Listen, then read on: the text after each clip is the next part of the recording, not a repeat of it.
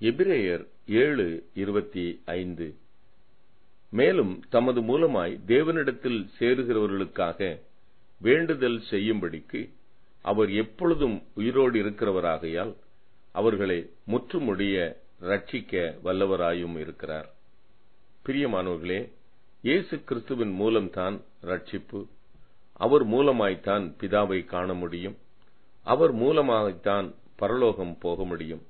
ஆண்டவராகிய இயேசு கிறிஸ்து 2000 ஆண்டுகளுக்கு முன்பாக தன்னுடைய ஜீவனை கொடுத்து நமக்கு மீட்பை உண்டாக்கி வைத்துவிட்டு உயிரோடு எழுந்து பரத்திற்கு ஏறி பிதாவின் வலது பார்சத்தில் வீற்றிருக்கிறார்.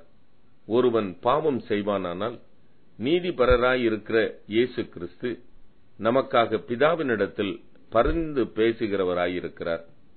3.5 ஆண்டுகள் நன்மை செய்கிறவராய் இந்த உலகத்தில் சுற்றித் திரிந்த இயேசு கிறிஸ்து 2000 ஆண்டுகளுக்கு மேலாக பாவம் செய்து மனம் திரும்ப நினைக்கிற ஒவ்வொருவருக்காகவும் பிதாவினிடத்தில் பரிந்து பேசிக்கொண்டே இருக்கிறார்.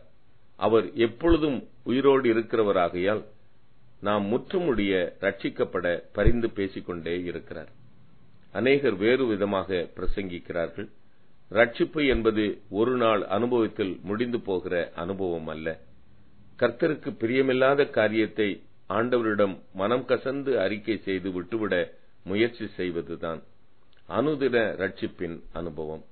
ஒரு விசை கர்த்தருடைய இரத்தத்தால் கழுவப்பட்ட அனுபவம் போதும் என்று நினைப்பாய் என்றால் முற்றுமுடிய ரட்சிக்க அவர் வல்லவராய் இருக்கிறார் என்று எழுதப்பட அவசியமில்லை.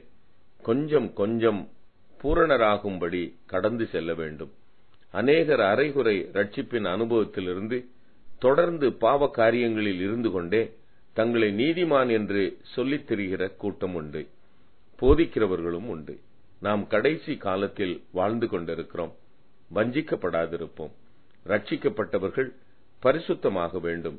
ஏனென்றால் பரிசுத்தம் இல்லாமல் தேவனை தரிசிக்க முடியாது.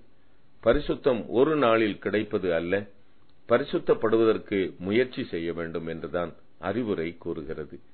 மறுபிறப்பு என்பது ஒரு நாளில் கிடைப்பதுதான். ஆனால் அனுதினமும் நம்முடைய ரட்சிப்பை புதுப்பித்துக் கொள்ள வேண்டும். ஜெபம். ஆண்டவரே, என் ரட்சணியத்தின் சந்தோஷத்தை திரும்பவும் தந்து உற்சாகமான ஆவி என்னை தாங்கும்படி செய்யும். ஆமென்.